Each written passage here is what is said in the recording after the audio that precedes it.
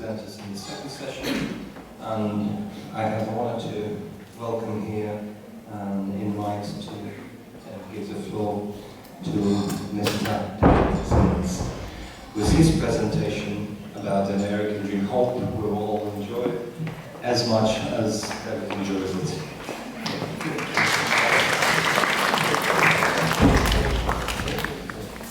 Thank you, Sergey, and thank you, Polotsk University, for the honor to speak here today in the 9th Annual Junior Researchers Conference. While traveling abroad, I've often been asked, does the American dream still exist today? With the concentration of wealth amongst a handful of massive Wall Street banks and in the pockets of only 1% of Americans' population, people are right to question the 21st century existence of the American dream. A mere 5 US banks on Wall Street control 44% of the entire country's assets. And even more discouraging is the fact that the top 1% of America controls 40% of the nation's wealth. 1% of the population has nearly half of all the country's money. With such an inequality in wealth distribution, it's right to question, does the American dream still exist today? Is the sky truly the limit to one's achievements if they invest their heart, relentless hard work, sweat, blood, and tears into what they truly believe? When people ask me if the American dream is still alive today, I tell them, look at the Obamas. They are a perfect example of the American dream alive and flourishing in the 21st century. Barack, a black man born to a single mother in the era of racial segregation in the United States, and Michelle, the great-great-granddaughter of a former slave, born and raised in the impoverished South Side of Chicago. Together, they would become the first black president and first lady of the United States, a feat deemed impossible at the time in which they were born. In America, we are surrounded by messages of inspiration and motivation. The motto of my elementary school in Chico, California was, and still is today, if you believe it, you can achieve it. In the 4th grade, our teacher, Mr. Crandall, had us sit down together on the classroom floor and share what we dreamed to be in our lives. Astronaut, marine biologist, pyrotechnic, or President of the United States, no answer was too ambitious. If I didn't truly believe my dreams could come true, then I would not be here today standing before you. I'm just a simple, average, middle-class young man from small-town America. The kind of small-town America you see in the movies, where high school football games are played between 17 and 18-year-old kids, are the biggest events in town. The kind of small-town America that's famous, the kind of small-town America that famous artists like Rihanna or Justin Bieber have never and will never tour in. The kind of small-town America that is run by small family businesses, most of which are passed down generation to generation. But while the size may be small, the dreams are big. At my alma mater, Chico State, we have complete degree programs in entrepreneurship, teaching young people to start their own businesses, develop their ideas, and to achieve their dreams. In fact, my father, mother, uncle, stepbrother, and grandfather are all self-employed entrepreneurs, owners and founders of their own small businesses. It was the dream of these Americans to be their own bosses, and they achieved it. That's the American dream, alive and thriving, right in the heart of small-town America. But dreams are not achieved without setbacks, hardships, or even complete failures. In the economic crisis of 2008, my family lost our home. We squatted illegally in the beautiful house my father had built with his own 2 hands. His architectural masterpiece, his American dream house built to raise his kids in, was now being taken away by the bank because we were unable to make the payments.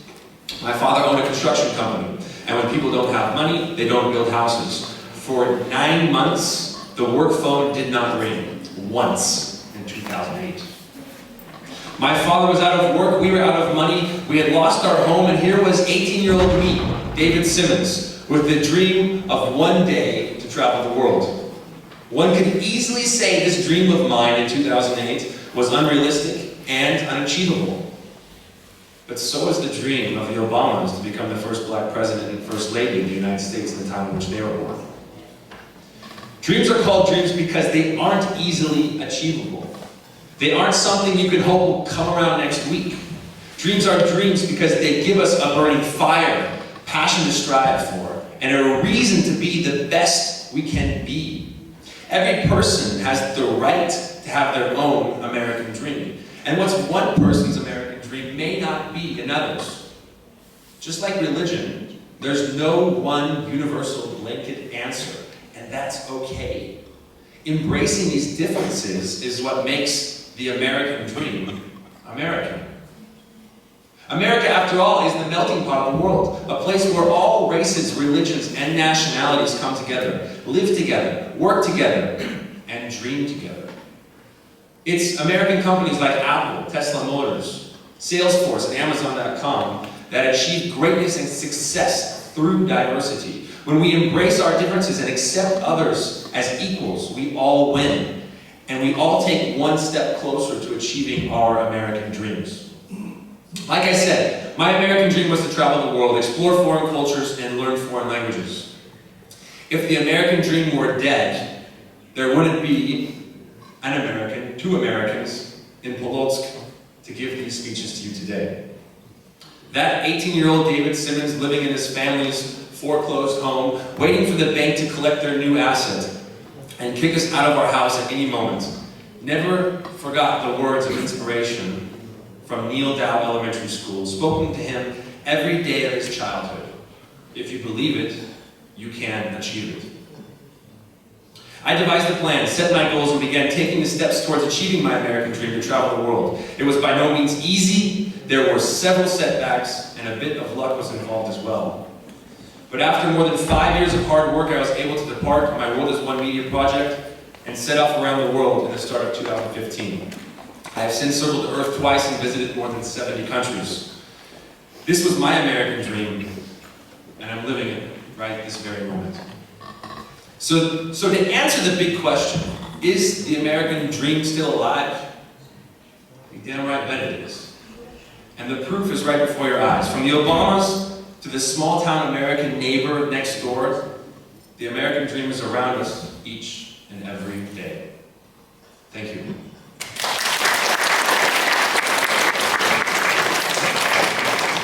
Any questions to David? Any questions about anything? Anything? I don't know. Actually, I have two questions. I have two answers. First, I'm still not sure if it's an appropriate question to ask, but anyway, what do you think about Chinese? And considering a recent boost in their economy, don't you think that, let's say, they won't beat but displace USA? And one day we will be talking about an Asian dream. It's a great question. You know, we've seen China in the last decades, most of the 20th century, has been growing at an exponential rate. And this amount of growth is not going to be sustainable. And I would like to think that the growth that we've seen in the American economy has been a healthy level of growth. And while China jumped up really quick, they will not be able to continue this at this rate. Simply the resources are not there. But that furthers the amount of importance in working together with China. And we do speak about languages today. We speak about having a conference in English in Polotsk, Belarus. And I think we will see a continued importance of Chinese language and cooperation with China, business with China. But I believe that the American dream is unique, kind of like I said, because of its diversity. And China's a pretty homogeneous country. And so I believe the American dream will always uniquely be the American dream. Your second question. And speaking about language, is there any chance you think that Chinese will replace one day English? Well, we see that today English is the most international language